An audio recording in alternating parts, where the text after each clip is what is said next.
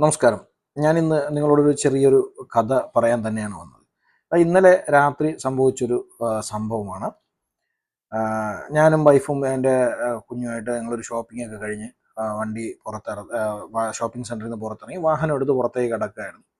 അപ്പോൾ എൻ്റെ വണ്ടിയുടെ പുറകിൽ പെട്ടെന്നൊരു ഹിറ്റുണ്ടായി. ഞാൻ വണ്ടി നിർത്തി. പാർക്കിങ് റോഡിലുമല്ല, ഷോപ്പിംഗ് സെൻറ്ററിൻ്റെ പാർക്കിങ്ങിലാണ്. അപ്പോൾ തന്നെ ഞാൻ പെട്ടെന്ന്, നമ്മൾ ഇവിടെ സൗദി അറേബ്യയിലൊക്കെ ചെയ്യുന്നത്, പെട്ടെന്ന് തന്നെ വണ്ടി ഹസാർഡ് ലൈറ്റ് ഇട്ട് ഹാൻഡ് ബ്രേക്ക് ചെയ്ത് വണ്ടി സ്റ്റോപ്പ് ചെയ്യും. അപ്പോൾ ഞാനും അത് തന്നെ ചെയ്തു. സംഭവം നടക്കുന്ന ഒരു രാത്രി 12 മണി, അതായത് പിന്നെ അടുത്ത ദിവസം ആയി എന്ന് തന്നെ പറയാം. അപ്പോൾ ഞാനിത് കഴിഞ്ഞ് വണ്ടി നിർത്തി. അപ്പോൾ എന്നെ ഹിറ്റ് ചെയ്ത വണ്ടി ജസ്റ്റ് മുന്നിലേക്ക് മാറ്റിയാണ് അവർ പാർക്ക് ചെയ്തതിന് ശേഷം എന്നെ അവർ ഭയങ്കരമായിട്ട് കൺഫ്യൂസ് ചെയ്തു. സാധാരണ നമ്മൾ ഇവിടെ അങ്ങനെ ഒരു ഇൻസിഡന്റ് നടന്നാൽ പെട്ടെന്ന് നമ്മൾ ചെയ്യേണ്ടത്, നമുക്ക് ഇൻഷുറൻസ് ഉണ്ട്, ഓപ്പോസിറ്റ് വാഹനത്തിന് ഇൻഷുറൻസ് ഉണ്ട് എന്ന് ഉറപ്പുണ്ടെങ്കിൽ, ഇല്ലെങ്കിൽ കുഴപ്പമില്ല, നമ്മുടെ വണ്ടിയിൽ ഇൻഷുറൻസ് ഉണ്ടല്ലോ. അപ്പോൾ നമ്മൾ നജം എന്ന് പറയുന്ന ഒരു ഈ ഇൻഷുറൻസ് ഒക്കെ കൈകാര്യം ചെയ്യുന്ന ഒരു ടീമുണ്ട്. അപ്പോൾ അവരെ ഓൺലൈനിൽ നമ്മൾ വിളിക്കുക, ഫോൺ വിളിക്കുക, അല്ലെങ്കിൽ അവർക്ക് വാട്സപ്പ് വഴി ബന്ധപ്പെടാം, അല്ലെങ്കിൽ അവർക്ക് ആപ്ലിക്കേഷൻ ഉണ്ട്, അതുവഴി ബന്ധപ്പെടാം എന്നുള്ളതാണ്. ഈ ഇൻസിഡന്റ് കഴിഞ്ഞ് ഞാൻ പുറത്തിറങ്ങിയിട്ട് വണ്ടിയിൽ നോക്കിയപ്പോൾ എൻ്റെ ലെഫ്റ്റ് റിയർ ഫെൻഡറിൻ്റെ ആ ഭാഗത്ത് ആണ് ഹിറ്റ് ഉണ്ടായത്. ഒരു ചെറിയൊരു ഇൻസിഡൻ്റ് ആണ്. പക്ഷെ നമ്മൾ ഇവിടെയൊക്കെ സർവീസിന് പോകുമ്പോൾ അത് ഫുൾ പാർട്സ് ചിലപ്പോൾ മാറേണ്ടി വരും, ചിലപ്പോൾ ഫുൾ പാർട്സ് പെയിൻറ്റ് ചെയ്യേണ്ടി വരും. അപ്പോൾ അങ്ങനെ വരുമ്പോൾ അതിനൊരു നല്ലൊരു കോസ്റ്റ് ആവും. അപ്പോൾ ഇവർ എന്നോട് വേറെ ഒരു മാന്യമായിട്ട് തന്നെ അവരെന്നോട് പറഞ്ഞു, ഇത് ചെറിയൊരു ഇൻസിഡൻ്റ് അല്ലേ, നിങ്ങൾക്ക് ഒരു 50 രൂപ അല്ലെങ്കിൽ 100 റിയാലിനകത്തെ കോസ്റ്റ് ആവുള്ളൂ, നമുക്കത് കൈകാര്യം ചെയ്യാം. അപ്പോൾ പുള്ളിയുടെ ഒരു വിസിറ്റിംഗ് കാർഡ് എനിക്ക് തന്നു, നിങ്ങൾ ബന്ധപ്പെട്ടാൽ മതി എന്ന് പറഞ്ഞു. അപ്പം എനിക്കുള്ള പ്രശ്നം, ഞാനും ജോലിയൊക്കെ തിരക്കുള്ള ആളാണ്. അപ്പം എനിക്ക് ഇതിൻ്റെ പുറകെ നടക്കാനും സമയമില്ല. പുള്ളിയെ വിളിക്കണം, പിന്നെ സർവീസിന് കൊണ്ടുപോകണം, അങ്ങനെയുള്ള ഇഷ്യൂ ഉണ്ട്. ഞാൻ പുള്ളിയോട് കാര്യം പറഞ്ഞു. പുള്ളി പറഞ്ഞതെന്ന് വെച്ച് കഴിഞ്ഞാൽ എൻ്റെ ഫാമിലി എൻ്റെ കൂടെ ഉണ്ട്, എൻ്റെ ബ്രദറുണ്ട്. അപ്പം ഞാനും പറഞ്ഞു, എൻ്റെ വൈഫും എൻ്റെ കുഞ്ഞൊക്കെ ഉള്ളതാണ്, എനിക്ക് രണ്ടുപേർക്കും ഇത് ബുദ്ധിമുട്ടാണ്, അപ്പോൾ നമുക്ക് ഇൻഷുറൻസ് ഉള്ളത് കൊണ്ട് നമുക്ക് വളരെ സമാധാനമായിട്ട് തന്നെ കൈകാര്യം ചെയ്യാം, നിങ്ങൾ വെയിറ്റ് ചെയ്യുമെന്ന് പറഞ്ഞു. അപ്പം ഞാൻ നജത്തിന് വിളിക്കുന്നു. അപ്പം ചില സമയങ്ങൾ ഒരു ഡിലേ ആവും. പക്ഷേ എനിക്ക് മുമ്പ് ഒരു ഹിറ്റ് ഉണ്ടായ സമയത്ത് ഒരു പെട്ടെന്ന് വിളിച്ച് വിത്തിൻ 10 മിനിറ്റ്സ് അവരെത്തി.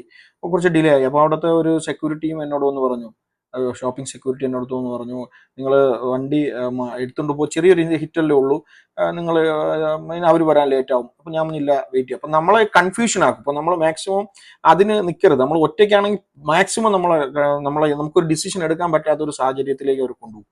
അപ്പം നമ്മൾ വെയിറ്റ് ചെയ്തതിന് ശേഷം ഞാൻ വെയിറ്റ് ചെയ്യുന്നു. അപ്പോൾ അവർ 3-4 പേരുണ്ടായിരുന്നു.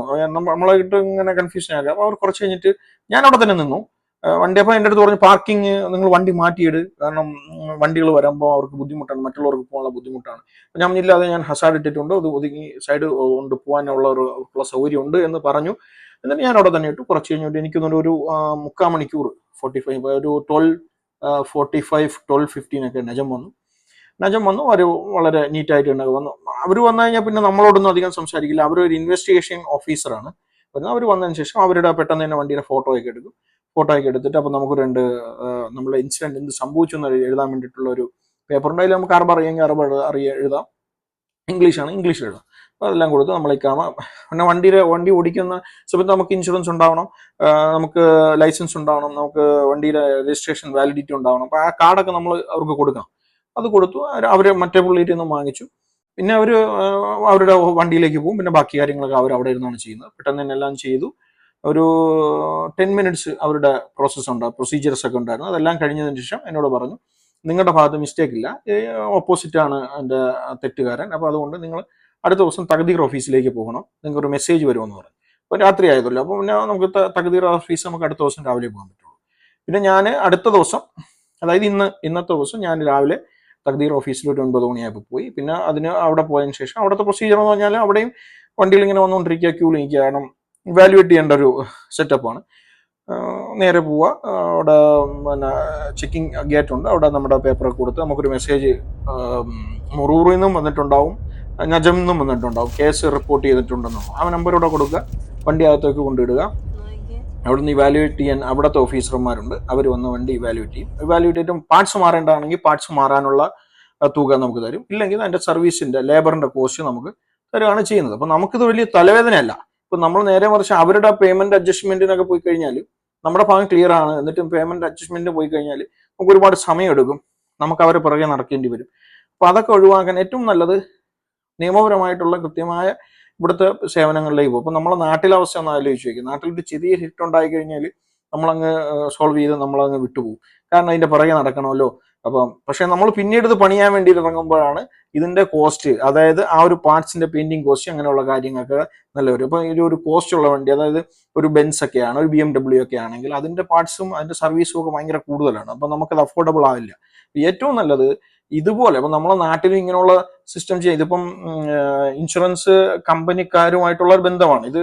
ഈ നജം എന്ന് പറയുന്ന കമ്പനി കൊടുത്തിട്ടുണ്ട്. അവര് ഈ ഇൻസിഡന്റ് നടക്കുന്നിടത്ത് വരും, അവർ ഇവാലുവേറ്റ് ചെയ്യും.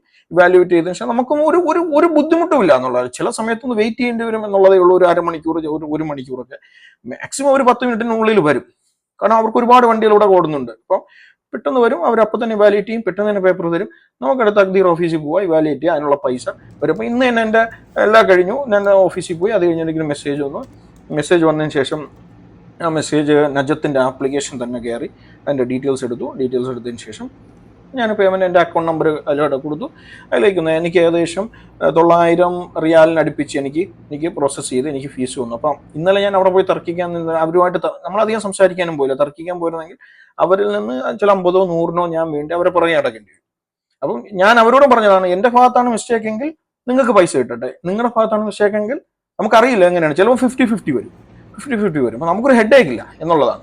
അപ്പം ഏറ്റവും നല്ലത് ഇങ്ങനെ നമ്മളെ ടെൻഷൻ അടുപ്പിക്കാനും നമ്മളെ അവര് കൺഫ്യൂഷൻ ആക്കാനൊക്കെ നോക്കും. അപ്പം നമ്മൾ വളരെ പാനിക് ആവാതെ വളരെ സൈലന്റ് ആയിട്ട് തന്നെ നിന്ന് ഈ കാര്യങ്ങൾ നിയമപരമായിട്ട് തന്നെ പോകുന്നതാണ് ഏറ്റവും നല്ലത്. അപ്പോൾ ഇതാണ് എനിക്ക് പറയാനുള്ളൊരു സ്റ്റോറി. ഇത് വാല്യുബിൾ സ്റ്റോറി ആണെന്നാണ് എനിക്ക് തോന്നുന്നത്. അതുകൊണ്ട് നിങ്ങളുമായിട്ടൊന്ന് ഷെയർ ചെയ്യാൻ തോന്നിയതാണ്. ഓക്കെ, അപ്പോൾ